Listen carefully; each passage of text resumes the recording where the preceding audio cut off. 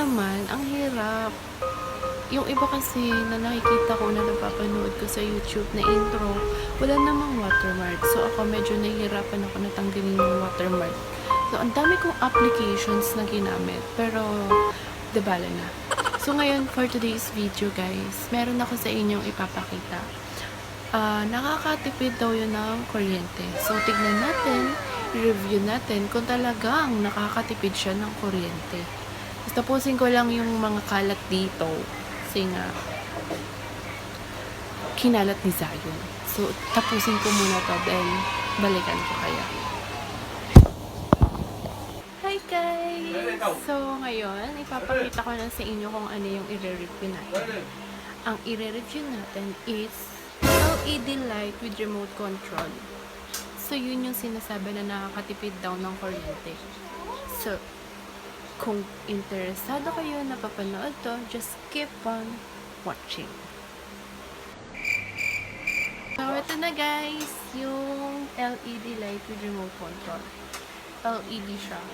So, kailangan nito is 3.8 battery para gumana siya. yan guys, wag kung manaririnig man kayo na kung ano-ano sa background, huwag yun napansinin yun. So, ito yung kailangan nating battery. Oh no! Ito siya. Focus tayo dito. So, nabili ko siya worth 300 pesos. A few moments later. Nag-post kasi yung kapitbahay namin nito. Sabi, pwede nga daw kapag nag-brown out, gano'n. So, ako naman, need ko talaga siya kasi meron akong mga babies. 2,000 years later.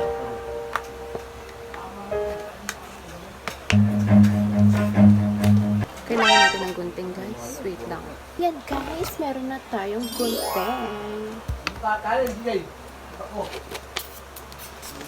Kumakain kasi sila. So, huwag na natin papansin. Kumakain sila ng pansit. Lublo. Yan. Nandito kasi si Papa, kaya nagluto. Ang hirap naman ito.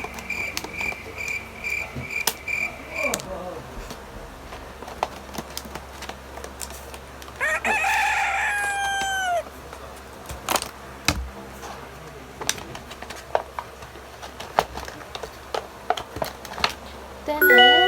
Meron na tayo. May adhesive siya guys. So, pwede natin siyang indicate.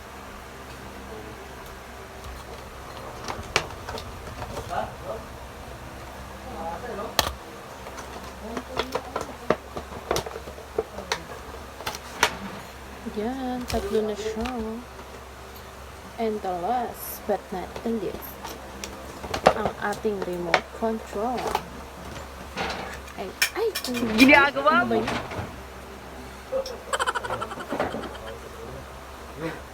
Ayan. Aha. Saan natin ilalagay yung battery?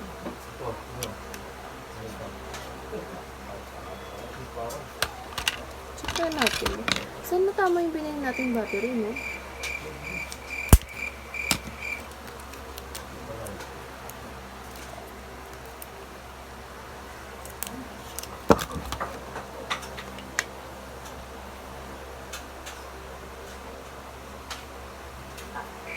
Wala, mali.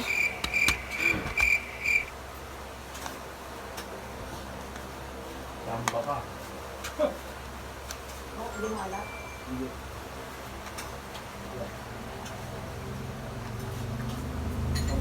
Ginagawa mo! Kailangan maliit. So, failed guys. Babalikan ko kayo ulit.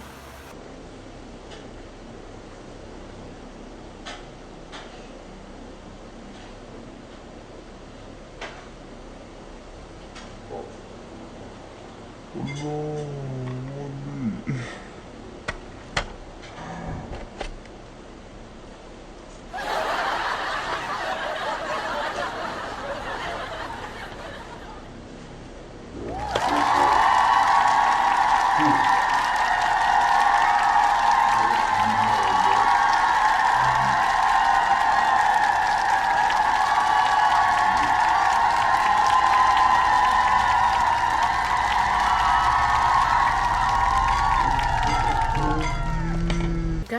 ito na ang ating tamang battery. So, yung kanina, double A yung nabili ni Papa. Ginagawa mo.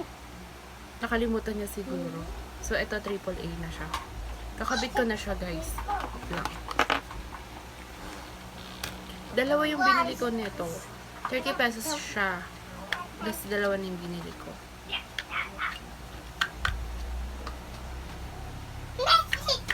Ayan. So, ito, yung remote niya, nilagay ko na ng battery. So, guys, kaya siya, oh my God, umilaw na siya. So, guys, kung bakit siya matipid sa kuryente, kasi di battery siya. So, check natin. So, ito, 30 minutes siya. Pwede siya magtagal hanggang 30 minutes. Ito naman pwedeng low lang or high yung quality ng ilaw. And then, patay. Then, ito, bukas. Yan. Ito yung, diba? So, guys, ito kasi yung ginagamit kong ilaw effect dito sa vlog natin. So, papatayin ko to. Gamitin natin to. Check natin. Pwede rin pala siyang pindutin dito. Ganda, guys! Pwede siyang, gawing ilaw kapag mag-vlog tayo. So, yan. Pinindot ko lang to. Ayan.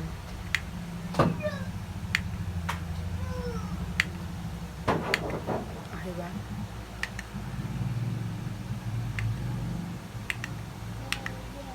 So, ito yung 30 minutes na tinatagal. Baby. Ayun, guys. Hi, Zion. Say hi. Say hi, baby. Say hi. Hi, guys. So, yun lang, guys, for today. Yun lang yung reviews natin. So, sana, guys, nag-enjoy kayo.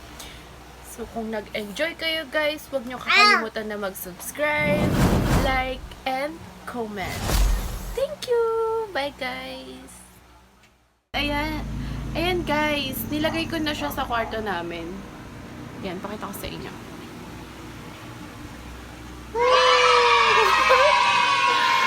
So, pwede siyang gamitin kapag gabi na para patay na yung ilaw. Yun na yung ipapalit natin. So, guys, thank you for watching. Thank you.